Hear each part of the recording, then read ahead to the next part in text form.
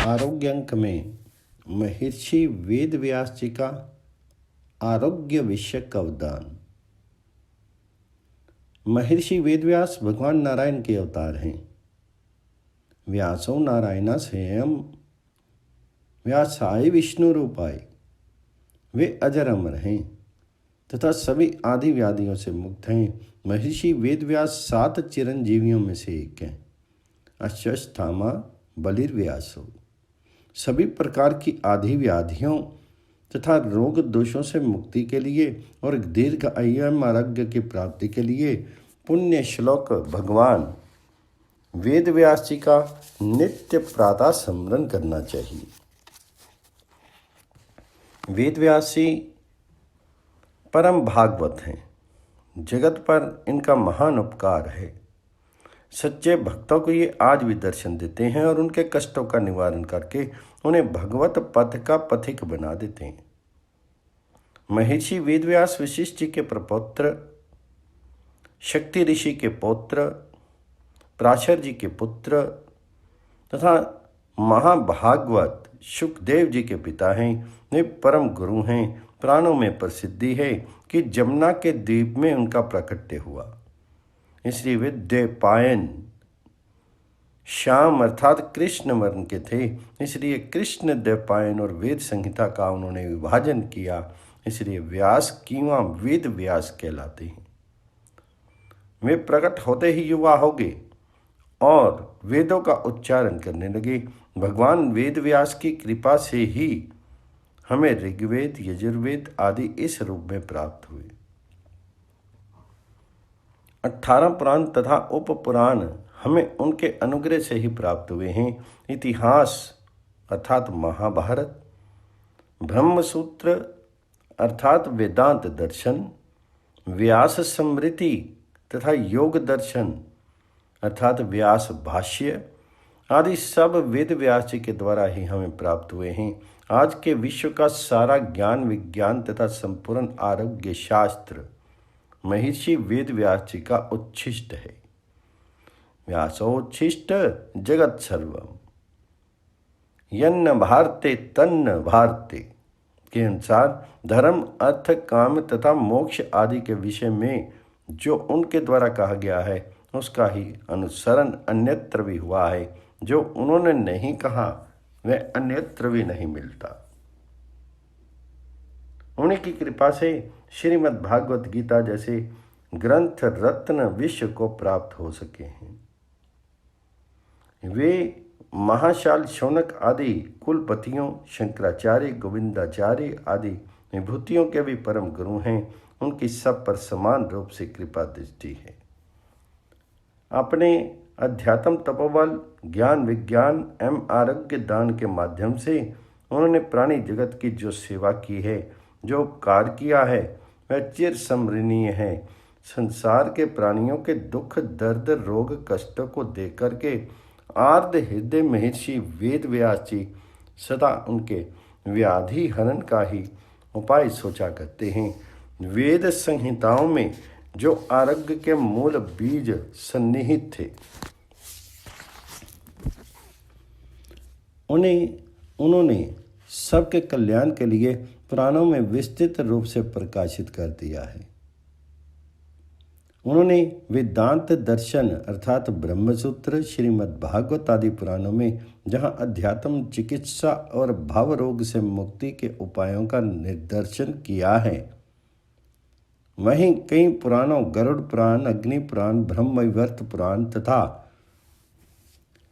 बृहधर्म पुराण आदि में युक्ति व्यापाश्रय चिकित्सा के अवलंबन से पथ्य अपथ्य विचार पूर्वक औषध सेवन तथा संयम नियम के अनुपालन द्वारा सदा निरोग रहने को जीवन पद्धति भी निर्दिष्ट की है।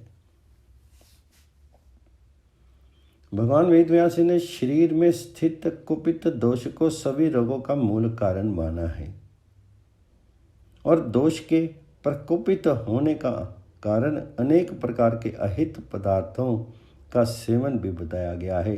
उन्होंने 4 प्रकार के रोग बताए हैं: शारीरिक, मानसिक, आगंतुक और सहज। जर कुष्ठ आदि शीर रोग हैं, क्रोध आदि मानस रोग हैं, चोट आदि से उत्पन्न रोग आगंतक हैं और भूख बुढ़ापा आदि सहज रोग हैं। औषधियों में अमोघ शक्ति होती है और उनमें देवताओं का निवास होता है। सोम अर्थात चंद्रमा औषधियों के अधिष्ठात्र देवता हैं। इसलिए औषधियों के चयन, उत्पादन आदि में जहाँ उनकी प्रार्थना आदि की जाती है, वहीं चिकित्सा करने से पूर्व औषध प्रदान करते समय तथा औषधि सेवन करते समय देवताओं से दीर्घायु आरोग्य प्राप्ति की प्रार्थना करनी चाहिए। ऐसा महर्षि व्यास जी निर्देश देते हैं। भगवान विष्णु, गौ माता, ब्राह्मण, चंद्रमा, आरोग्य के अधिष्ठाता भगवान सूर्य आदि देवताओं का पूजन करके चिकित्सा कर्म किंवा औषध प्रारंभ करें। भगवान वेदव्यास जी यह निर्देश करते हैं कि रोगी की आरोग्य प्राप्ति की कामना से औषध कर्म में निम्न प्रार्थना करनी चाहिए। ऐसा करने से औषध में देवत्व की प्रतिष्ठा हो जाती है, हलता रोग दूर हो जाता है और आनंद की प्राप्ति होती है। मंत्र इस प्रकार है जिसका भाव है: ब्रह्मा, दक्ष, अश्विनी कुमार, रुद्र, इंद्र, भूमि, चंद्रमा, सूर्य, वायु, अग्नि, ऋषि, औषध समूह तथा भोज समुदाय ये तुम्हारी रक्षा करें। जैसे ऋषियों के लिए रसायन, देवताओं के लिए अमृत तथा श्रेष्ठ नागों के लिए सुधा ही उत्तम एवं गुणकारी है, वैसे ही ये औषध तुम्हारे लिए आरोग्य कारक और प्राण रक्षक हो। गरुड़, अग्नि आदि पुराणों में वेद व्यास जी ने समग्र अष्टांग आयुर्वेद का वर्णन किया है। उन्होंने रोगों के निदान, उनके उपचार, औषधियों तथा सिद्ध योगों के वर्णन के साथ ही रसायन शास्त्र, ऋतुचर्या, दिनचर्या, पथ्य विवेक, संयम, नियम, ग्रह दोष, अग्दंत्र, बाल ग्रह दोष, स्त्री चिकित्सा तथा मृत्युंजय योग आदि बताए हैं। इसी प्रकार अश्व आयुर्वेद, गज आयुर्वेद, गवायुर्वेद और वृक्षायुर्वेद आदि का भी वर्णन किया है। व्यास जी बताते हैं कि सामान्यतः औषधियों के निर्माण की 5 विधियां होती हैं: रस, कल्क, कवात, शीतकाय तथा फांट। औषधों को निचोड़ने से रस होता है, मंथन से कल्क बनता है, ओटाने से क्वाथ बनता है, रात्रि भर रखने से शीत कषाय तथा जल में कुछ गर्म करके छान लेने से फंट होता है। ये तो सामान्यतः स्थावर औषधियों द्वारा आरोग्य प्राप्ति की बात हुई। इसी के साथ ही वेद व्यास जी ये भी बताते हैं कि मंत्रों के जप, देव आराधन आदि द्वारा भी प्रारब्ध जन्य रोगों की चिकित्सा होती है। उन्होंने मंत्रों को आयु और आरोग्य का कर्ता बताया है। ये बताते हैं कि ओम ह्रौम विष्णे नमः ये मंत्र उत्तम औषध है। इसका जप करने से देवता और असुर श्री संपन्न तथा निरोग हो गए थे। ओम ह्रौम नमो विष्णुवे मंत्रो अयम च औषधम परम अनेन देवा असुरा शश्रियो निरुजो भवन। इस प्रकार सर्वोत्तम औषध क्या है, इसके विषय में वे कहते हैं: सब रोगों की शांति के लिए भगवान विष्णु का ध्यान एवं पूजन सर्वोत्तम औषध है। भगवान व्यासदेव एक विलक्षण बात बतलाते हुए कहते हैं कि यदि मानव जगत के सब प्राणियों में भगवत बुद्धि या आत्म बुद्धि या परमात्म बुद्धि की भावना करते हुए सबके उपकार का व्रत ले लें और सदैव धर्म आचरण करें, तो वह सदा के लिए रोगों से मुक्त हो जाएगा और भाव रोग से भी छुटकारा प्राप्त कर लेगा। इसे उन्होंने महा औषध बताया है। व्यास जी की सबसे बड़ी विशेषता ये है कि इनका स्मरण करने से उनकी कृपा द्वारा उत्तम स्वस्थ एवं अखंड भक्ति दोनों प्राप्त होती हैं। कली का कोई प्रभाव नहीं होने पाता। ऐसा भगवान व्यास जी को नमस्कार है। आरोग्य अंक में श्रीमद् भागवत गीता में आरोग्य उक्ति। तन रोग, मनोरोग और भव रोग से मुक्त रहना सच्चा आरोग्य युक्त होना है।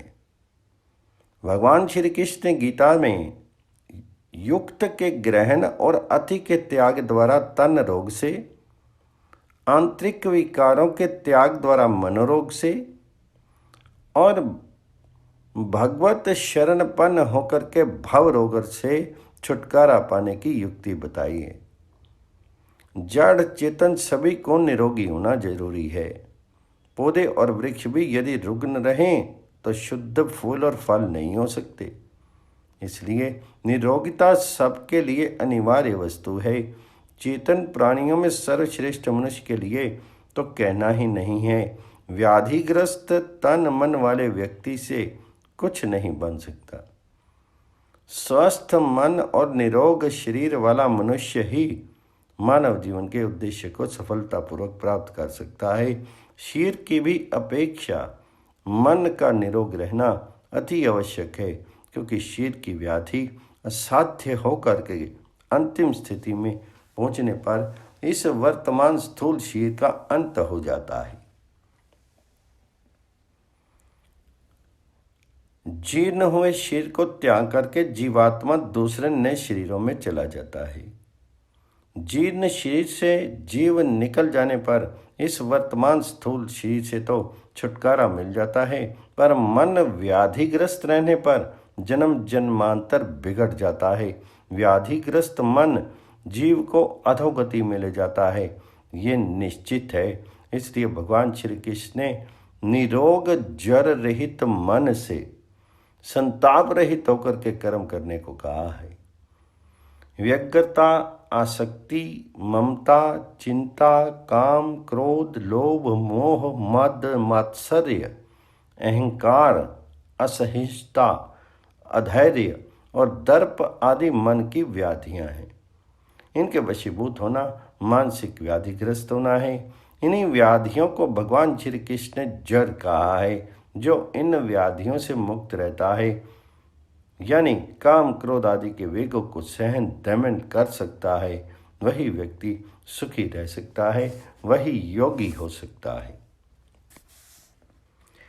इन व्याधियों से युक्त रहने वाला मन ही मानव का शत्रु है और इनसे विपरीत यानी इसके वश में ना होकर के स्वस्थ रहने वाला मन ही मानव का मित्र है। जिस जीवात्मा द्वारा मन और इंद्रियों सहित शरीर जीता हुआ है, उसका तो वह आप ही मित्र है, और जिसके द्वारा मन तथा इंद्रियों सहित शरीर नहीं जीता गया है, उसके लिए वह आप ही शत्रु के सदृश शत्रुता में वर्तता है। ऐसे मित्र रूप मन का सहारा लेकर के परम पद की प्राप्ति के लिए प्रयत्नशील रहना ही मनुष्य मात्र का कर्तव्य है।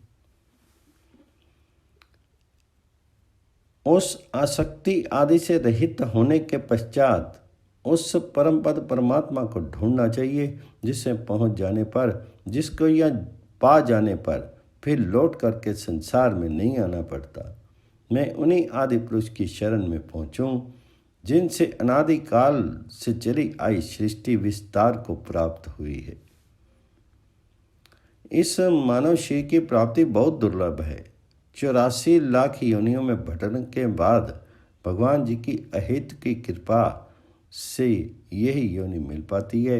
ऐसी पवित्र दुर्लभ योनि को पाकर भी इंद्रियों के भोगों में ही सुख मान करके आयु को गंवाना बुद्धिमानी नहीं है।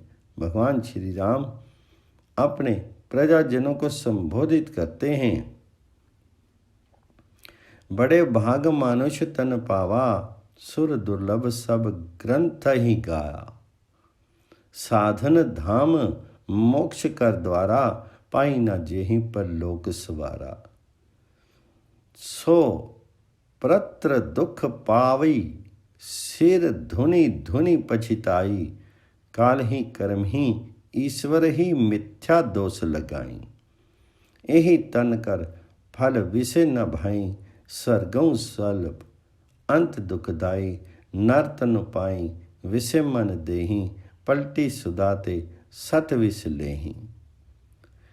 आकर चारी लक्ष 84, जोनि भ्रमत ये जीव अविनाशी। फिरत सदा माया कर प्रेरा, काल कर्म स्वभाव गुण घेरा। कब हुक करी करुणा नर देही, देत ईस बिनु हेतु स्नेही।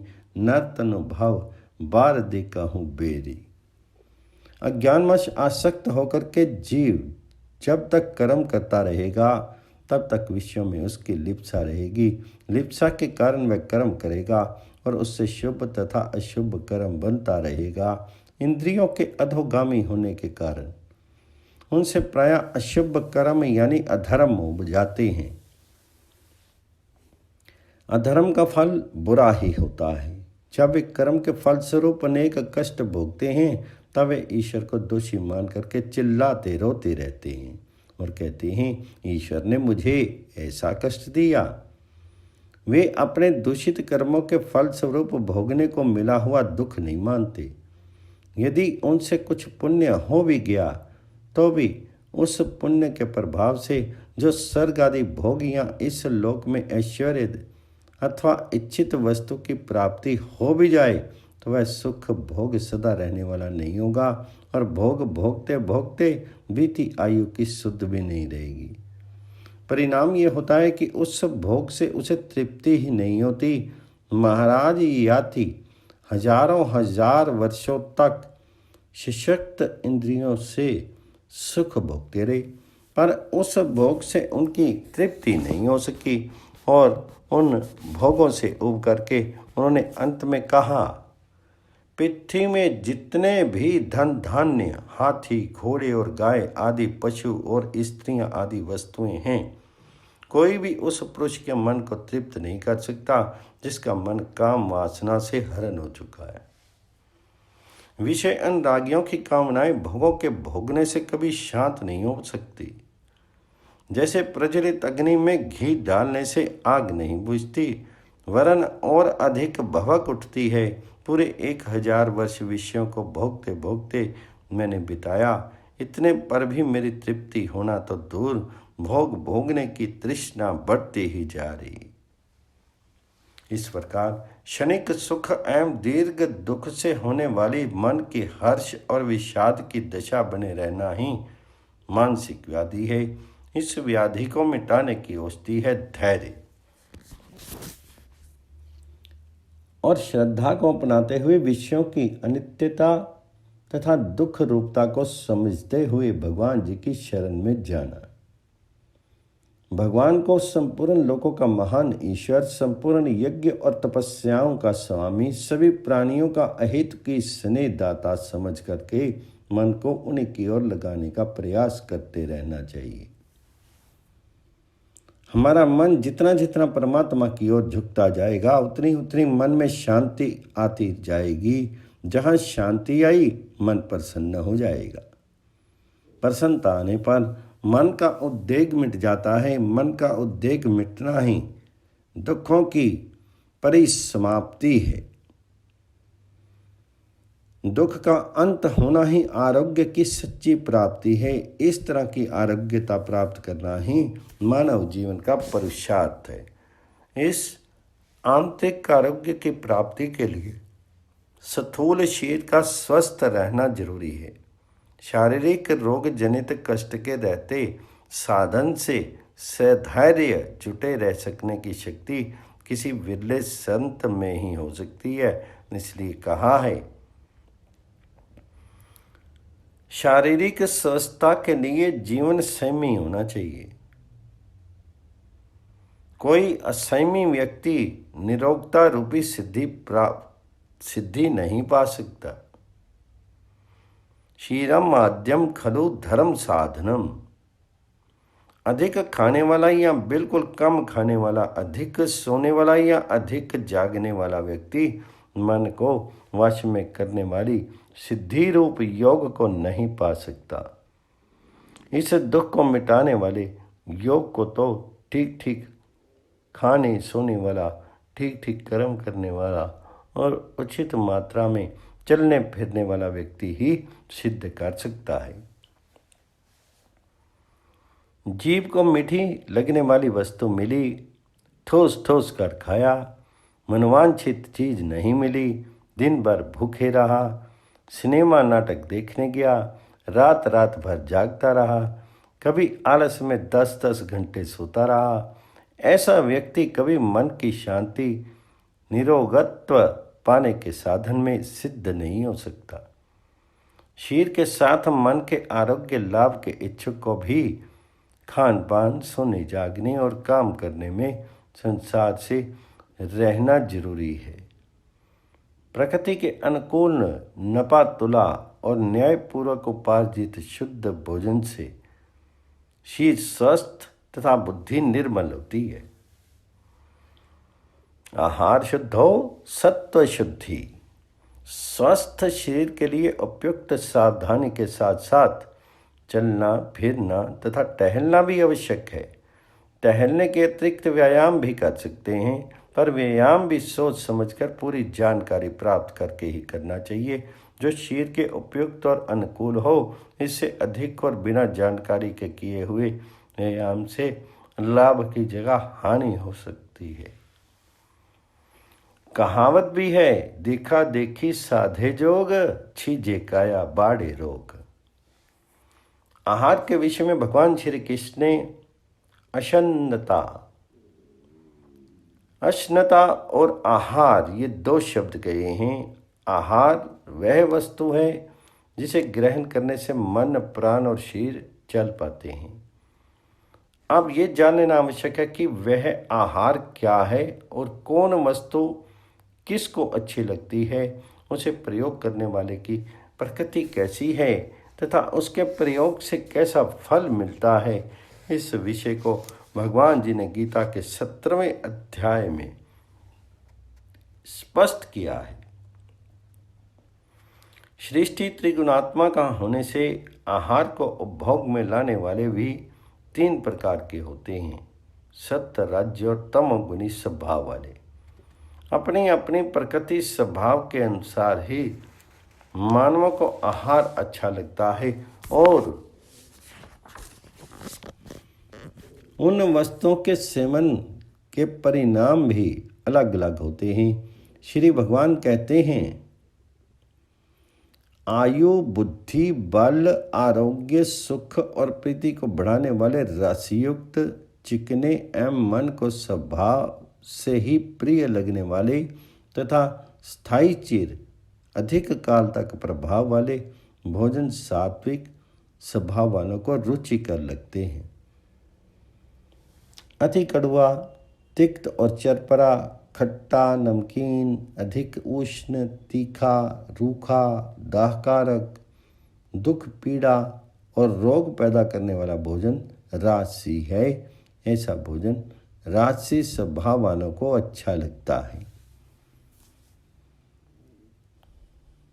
अधपका, रस रहित, दुर्गंध युक्त, बासी और खाने से बचा हुआ आहार तामसी होता है। तामसी स्वभाव वालों को ऐसा भोजन अच्छा लगता है।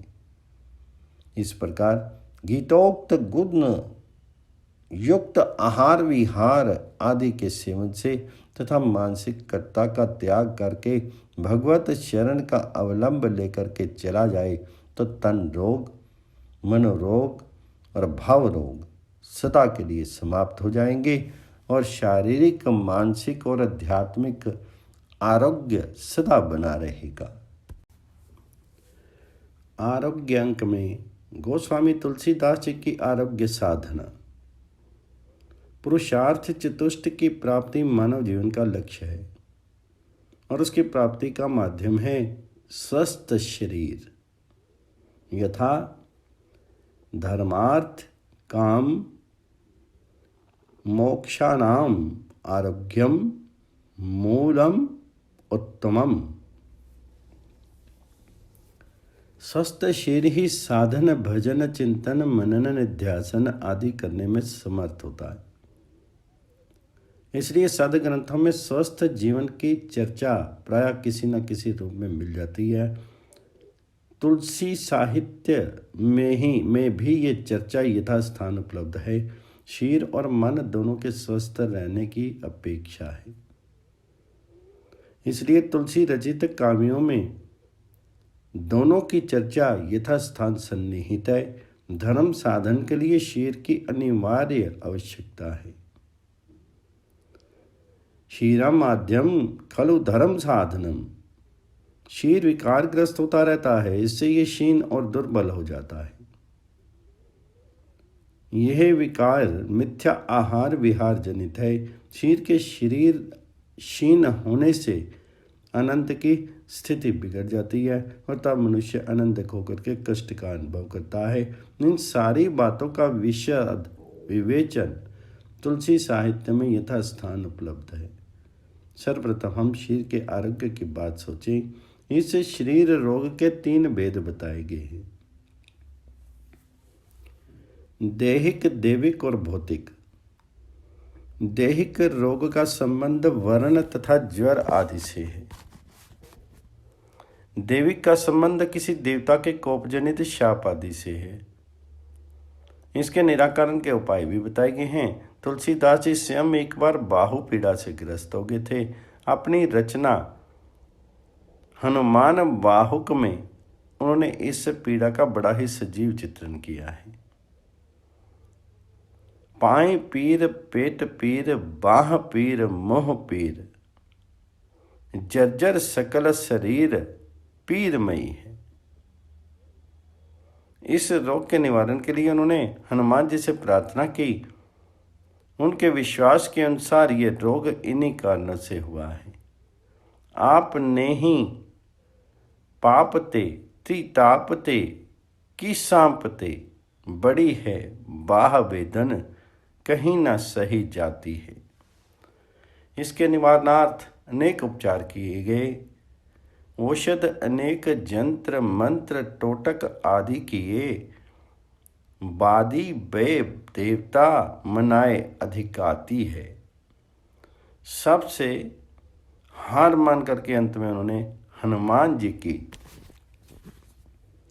शरण ली और कहा, महापीर महावीर बेगी ही निवारिए।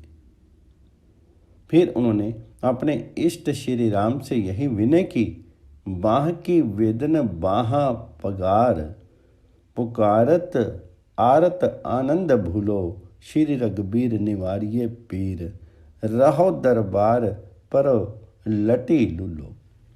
इस रोग का कोई निराकरण न देख करके शुद्ध होकर के उन्होंने मान लिया कि यह इस जन्म के या विगत जन्म के किसी अपराध का फल है और वह कर्म फल भोगना ही है। तुम ते कहत ना होए हाहा सो बुझइये मोही, हाँ हूँ रहो मौन ही बियो सो जानी सुन लूनी। प्राय छोटे छोटे बच्चों को जब किसी की भी नज़र लग जाती है और वे अत्यंत कष्ट में हो जाते हैं, तब ना तो माँ का दूध पीते हैं और ना ही चैन से रह पाते हैं। उनकी शांति के लिए मंत्रों का प्रयोग और टोटका का भी प्रयोग किया जाता है। गीतावली के भगवान राम की यही दशा होगी है। इसके निवारण के लिए गुरु वशिष्ठ जी आते हैं। उस समय भी बालक राम की वही अवस्था रहती है। आजू अन रसे हैं भोर के, पय पियत न नीके, रहत न बैठे ठाडे, पालने झुलावत हूँ, रोवत राम मेरो, यो सो सोच सब ही के। बेगी बोली कुल गुरु, छुअम माथे हाथ अमी के, सुनत आई ऋषि कुल हरे, नरसिंह मंत्र पढ़े, जो जो सुमरत भय बिके। आरोग्य रहने के लिए तुलसी काव्य में आहार और विहार पर विशेष विचार किया गया है। आहार विहार की उपेक्षा शारीरिक रोगों के कारण है। भोजन क्या और कितना करना चाहिए, इसके संबंध में ये द्रष्टव्य है।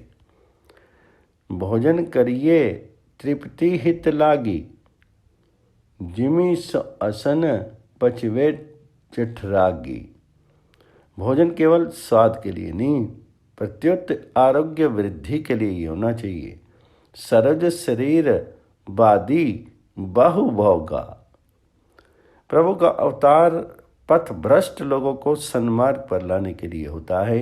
अपने इष्ट राम के जीवन में तुलसीदास जी ने सदाचार और आरोग्य की वृद्धि करने वाले व्यवहारों का दिग्दर्शन कराया है, जिनका अनुसरण करके हम सचरित्र एवं निरोग रह सकते हैं।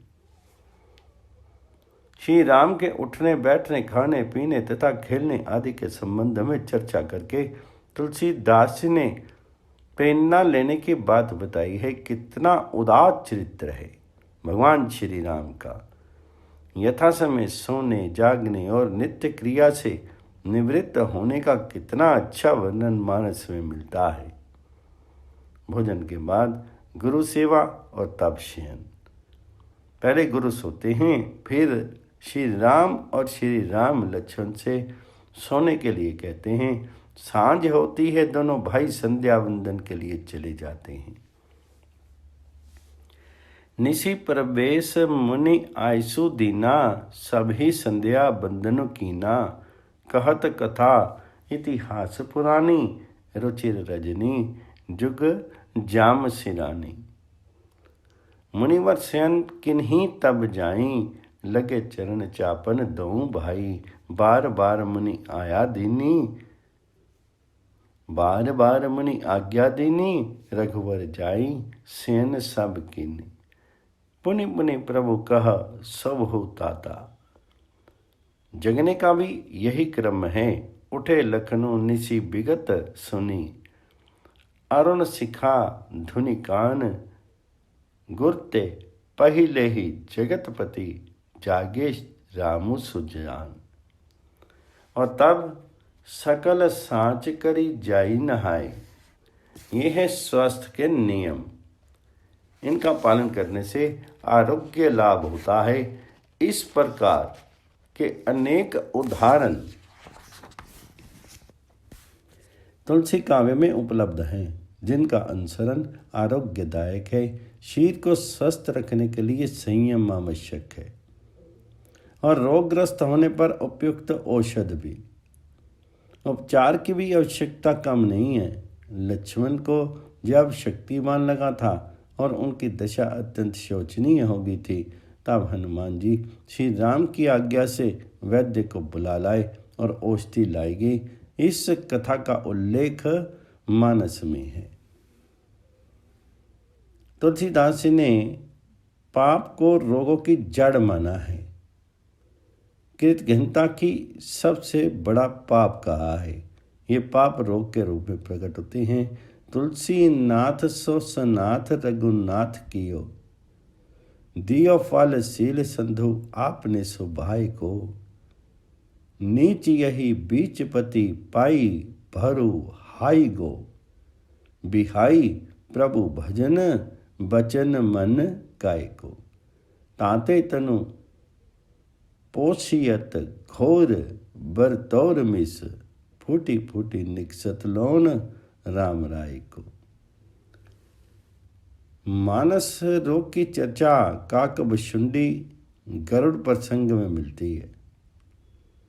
भुशुंडी ने गरुड़ जी के पूछने पर कहा था, मानस रोग कहूँ समझाई, तुम हूँ सर्वज्ञ कृपा अधिकाई।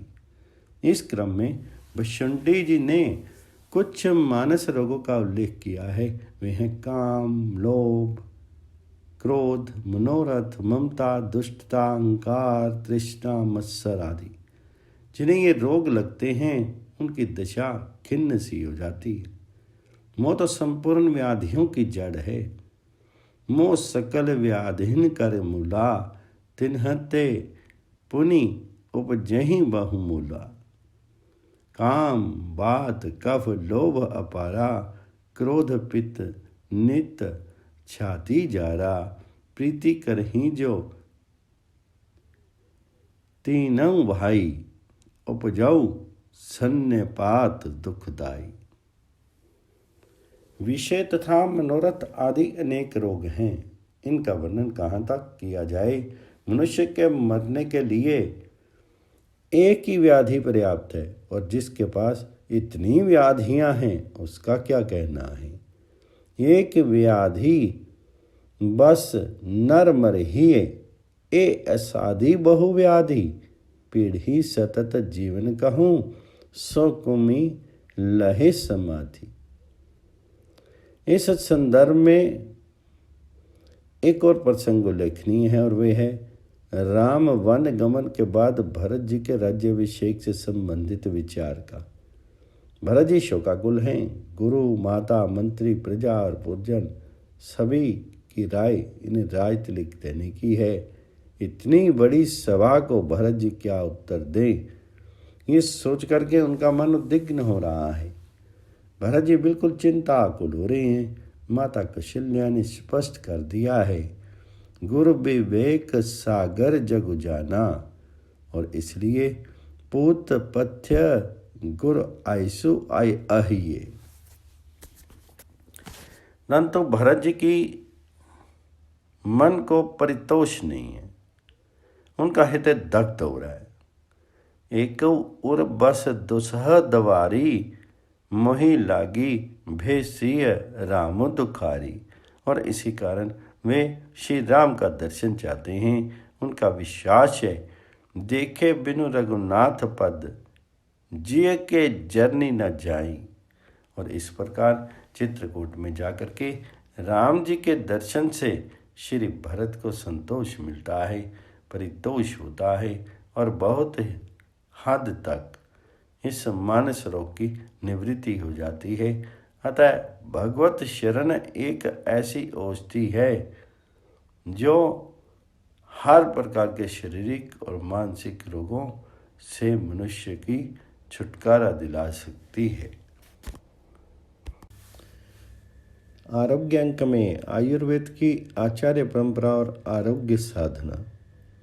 समस्त मंगलों के भी मंगलकारी बीज स्वरूप सनातन परमेश्वर ने मंगल के आधारभूत 4 वेदों को प्रकट किया, और उनके नाम हैं ऋक, यजु, साम और अथर्व। उन वेदों को देख करके और उनके अर्थ का विचार करके प्रजापति ने आयुर्वेद का संकलन किया। इस प्रकार पंचम वेद का निर्माण करके भगवान जी ने उसे सूर्यदेव के हाथ में दे दिया। उससे सूर्यदेव ने एक स्वतंत्र संहिता बनाई। फिर उन्होंने अपने शिष्यों को अपनी वह आयुर्वेद संहिता दी और पढ़ाई। तत्पश्चात उन शिष्यों ने भी अनेक संहिताओं का निर्माण किया। उन विद्वानों के नाम और उनके द्वारा रचे गए हुए तंत्रों के नाम जो रोगनाश के बीज रूप है इस प्रकार हैं।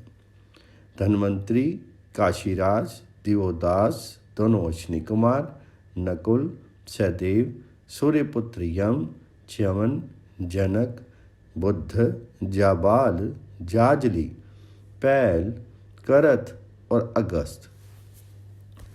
ये सभी विद्वान वेद वेदांगों के ज्ञाता तथा रोगों के नाशक वैद्य हैं।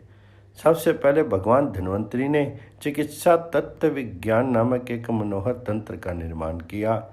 काशीराज ने दिव्य चिकित्सा कौमुदी का परिणयन किया। दिव्यदास ने चिकित्सा दर्पण नामक ग्रंथ रचा। दोनों अश्विनी कुमारों ने चिकित्सा सार तंत्र की रचना की जो ब्रह्म का निवारण करने वाला है। नकुल ने वैद्यक सर्वस्व नामक तंत्र और सहदेव ने व्याधि सिंधु विमर्दन नामक ग्रंथ तैयार किया। यमराज ने ज्ञान अर्णव नामक महातंत्र की रचना की और भगवान च्यवन मुनि ने जीव दान नामक ग्रंथ निर्मित किया। योगी जनक ने वैद्य संदेह भंजन नामक ग्रंथ लिखा।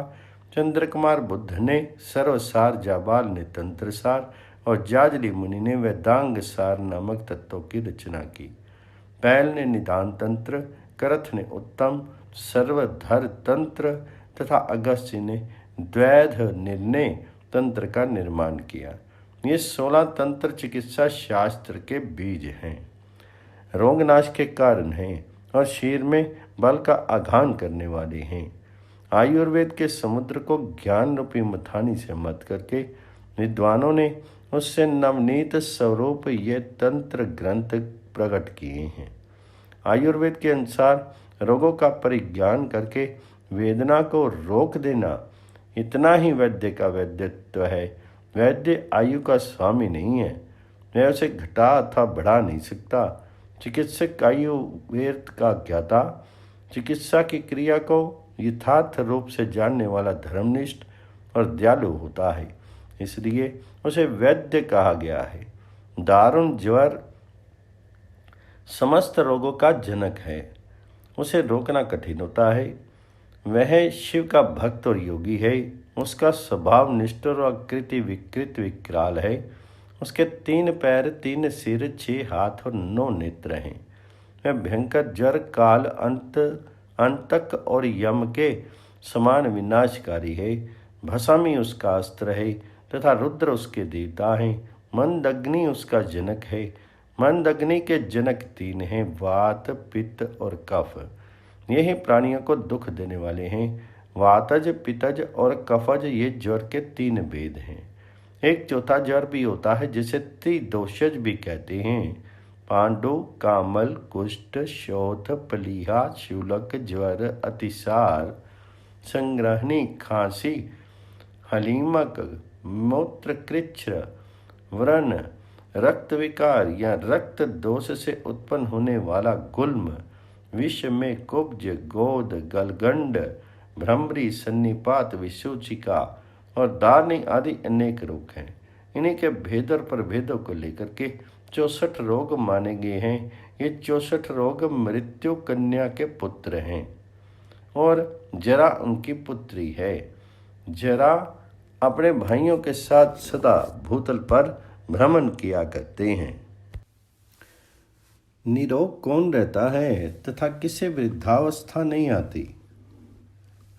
रोग उस मनुष्य के पास नहीं आते जो इनके निवारण का उपाय जानता है और संयम से रहता है। उसे देख करके रोग उसी तरह भागते हैं जैसे गरुड़ को देख करके सांप। नेत्रों को जल से धोना, प्रतिदिन व्यायाम करना, पैरों के तलुओं में तेल मलना, दोनों कानों में तेल डालना और मस्तक पर भी तेल रखना, ये प्रयोग जरा और व्याधि का नाश करने वाले हैं। जो वसंत ऋतु में भ्रमण, स्वल्प मात्रा में अग्नि सेवन तथा नई अवस्था वाली भार्या का यथा समय उपभोग करता है, उसके पास जरा अवस्था नहीं आती है। ग्रीष्म ऋतु में जो तालाब या पोखरे के शीतल जल में स्नान करता है, घिसा हुआ चंदन लगाता है और वायु सेवन करता है, उसके निकट जरा अवस्था नहीं आती है। वर्षा ऋतु में जो गर्म जल से नहाता है, वर्षा के जल का सेवन नहीं करता और ठीक समय पर परिमित भोजन करता है, उसे वृद्धावस्था नहीं प्राप्त होती है।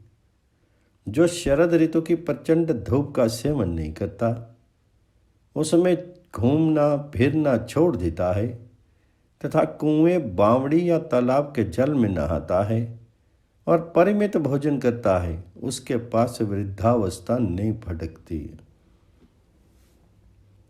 जो हेमंत ऋतु में प्रातःकाल अथवा पोखरे आदि के जल में स्नान करता है, यथा समय आग तापता है, तुरंत की तैयार की हुई गरम गरम रसोई खाता है, उसके पास जरा अवस्था नहीं आती। जो शिशु ऋतु में गर्म कपड़े, प्रज्वलित अग्नि और नए बने हुए गरम गरम अन्न का सेवन करता है तथा गर्म जल से ही स्नान करता है, उसके समीप वृद्धावस्था की पहुंच नहीं हो पाती। जो तुरंत के बने हुए ताजे अन्न का, खीर और घृत का उचित सेवन करता है, वृद्धावस्था उसके निकट नहीं आती। जो भूख लगने पर ही उत्तम अन्न खाता तथा प्यास लगने पर ठंडा जल पीता है, उसके पास वृद्धावस्था नहीं पहुंच पाती। जो प्रतिदिन दही, ताजा मक्खन और गुड़ खाता तथा संयम से रहता, उसके समीप जरावस्था नहीं जा पाती। जो मांस, वृद्धा स्त्री, नवोदित सूर्य और तरुण दधी 5 दिनों के रखे हुए दही का सेवन करता है, उस पर जरावस्था अपने भाइयों के साथ हर्षपूर्वक आक्रमण करती है। जो रात को दही खाते हैं, उल्टा एवं अपवित्र अवस्था में स्त्री का सेवन करते हैं, उसके पास भाइयों सहित जरा अवस्था बड़े हर्ष के साथ आती है। अपवित्र स्त्री, कुल्टा, विधवा, जारदूती, शूद्र की पुरोहित की पत्नी तथा ऋतुहीना जो स्त्रियां हैं, उनका अन्न ग्रहण करने वाले लोगों को बड़ा पाप लगता है। उस पाप के साथ ही जरावस्था उनके पास आती है। रोगों के साथ पापों की सदा अटूट मैत्री होती है। पाप ही रोग, वृद्धावस्था तथा नाना प्रकार के विघ्नों का बीज है। पाप से रोग होता है, पाप से बुढ़ापा आता है और पाप से ही दैन्य दुख एवं भयंकर शोक की उत्पत्ति होती है। वह महान वैर उत्पन्न करने वाला दोषों का बीज और अमंगलकारी होता है। इसलिए भारत के संत पुरुष सदा भय आतुर को कभी पाप का आचरण नहीं करते। जो अपने धर्म के आचरण में लगा हुआ है, भगवान जी के मंत्र की दीक्षा ले चुका है, श्री हरि की सम आराधना में संलग्न है, गुरु देवता और अतिथि का भक्त है, तपस्या में आसक्त है, व्रत और उपवास में लगा रहता है तथा सदा तीर्थ सेवन करता है, ऐसे पुरुषों के पास जरा अवस्था नहीं आती और ना दुर्जय रोग समूह ही उस पर आक्रमण करते हैं। आगे प्रसंग है त्रिदोष। वात, पित्त और कफ ये 3 ज्वर के जनक हैं। जब भूख की आग प्रज्वलित हो रही और उस समय आहार नहीं मिले तो प्राणियों के शरीर में मणिपूरक चक्र में पित्त का प्रकोप होता है। ताड़ और बेल का फल खाकर के तत्काल जल पी लिया जाए तो वही सद्य प्राण नाशक पित्त हो जाता है। जो देव का मरा हुआ पुरुष शरद ऋतु में गर्म पानी पीता और भाद्रपद मास में तिक्त भोजन करता है, उसका पित्त बढ़ जाता है। धनिया पीस करके उसे शक्कर के साथ ठंडे जल में घोल दिया जाए तो उसको पीने से पित्त की शांति होती है।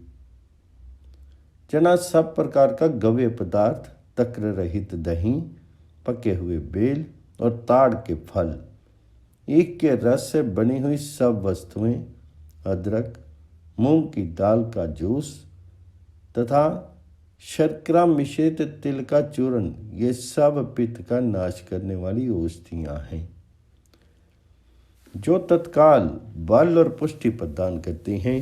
भोजन के बाद तुरंत स्नान करना, बिना प्यास के जल पीना, सारे शरीर में तिल का तेल मलना, स्निग्ध तेल तथा स्निग्ध आंवले के द्रव का सेवन, बासी अन्न का भोजन, तक्रपान, केले का पका हुआ फल, दही, वर्षा का जल, शक्कर का शरबत, अत्यंत चिकनाई से युक्त जल का सेवन, नारियल का जल, बासी पानी से रूखा स्नान अर्थात बिना तेल लगाए नहाना, तरबूज के पके फल खाना, ककड़ी के अधिक पके हुए फल का सेवन करना, वर्षा ऋतु में तालाब में नहाना और मूली खाना, इन सबसे कफ की वृद्धि होती है।